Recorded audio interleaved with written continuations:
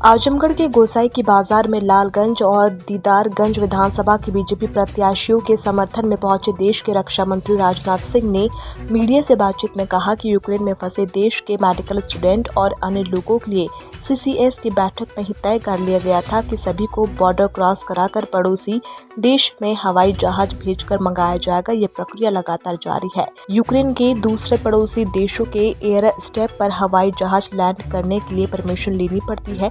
वह प्रक्रिया भी पूरी की जा रही है। रात में ही 2-3 बार हवाई जहाज उतार कर ले आ चुके हैं और दिन में ये प्रक्रिया जारी है और सभी सुरक्षित वापस आ रहे हैं, वह भी सरकारी खर्च पर। राजनाथ सिंह ने अखिलेश यादव के बयान पर कोई भी टिप्पणी करने से इनकार किया। इतना चाहिए था और लोग घबराए। नहीं, बिल्कुल घबराने का कोई कारण नहीं है। वैसे सीसीएस की बैठक होने के पहले ही प्रधानमंत्री जी ने इस संबंध में स्पष्ट निर्देश दे दिए थे कि यूक्रेन के रहने वाले जो हमारे भारतवासी हैं और भारत आना चाहते हैं तो तुरंत उनके भारत लाए जाने की व्यवस्था प्रारंभ की जानी चाहिए और व्यवस्था प्रारंभ भी हो गई थी। सीसीएस की बैठक में उन्होंने उसकी समीक्षा भी की और उन्होंने कहा कि नंबर ऑफ प्लेन्स यानी प्लेन्स की संख्या पड़ोसी राष्ट्रों में, क्योंकि यूक्रेन में हम लैंड नहीं कर सकते, तो जो पड़ोसी जो राष्ट्र हैं उन राष्ट्रों में एयर स्ट्रिप पर वहाँ की गवर्नमेंट की परमिशन भी लेनी पड़ती है। तो हमारे जो प्लेन वहाँ जाएं और वहाँ के हमारे बच्चे यूक्रेन में रहने वाले फिर वो बॉर्डर पर आ जाएं इन देशों के जहाँ पर हमारी प्लेन्स हैं और वहाँ से हम उनको ले आएंगे। आपने देखा भी रात को ही 3 या 4 खेप आ चुकी है, लगातार दिन में भी यह सिलसिला जारी है। हम लोग पूरी तरह से इसके लिए प्रतिबद्ध हैं कि जो हमारे वहाँ भारतीय हैं यूक्रेन में वह सब सुरक्षित सकुशल भारत लाए जाएंगे और सरकारी खर्च पर वह भारत लाए जाएंगे।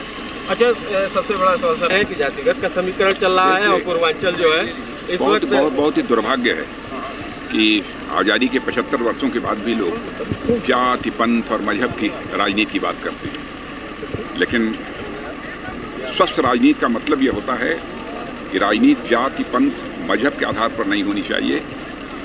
राजनीति के लिए होनी चाहिए इंसाफ और इंसानियत के आधार पर होनी चाहिए, यानी जस्टिस एंड ह्यूमैनिटी, यही 2 आधार होने चाहिए। अखिलेश यादव बार बार कहते हैं कि जितना बीजेपी के नेता बड़े उतना बड़ा झूठ, जितने छोटे उतना छोटा झूठ। अब वो बोल सकते हैं, मैं उनके बारे में नहीं बोलता हूँ। तो जिस तरीके का समीकरण लगाया जा रहा है और जिस तरीके से गुमराह किया जा रहा है उस पर भी तो आप कह सकते हैं सर कि आपकी जो जनता है, आपका जो वोटर है। मैंने जो कहना था सार्वजनिक सभा में मैंने बतला दिया लोगों को, वो तो क्रिस्टल क्लियर है, कहीं कुछ छिपाने। कितना मानना है यूपी में आपकी सीटें आ रही हैं सर? मुझे लगता है कि 2017 के चुनाव में जितनी सीटों पर हमको विजय प्राप्त हुई थी, कमोबेश उतनी ही सीटों पर इस चुनाव में भी विजय प्राप्त होगी।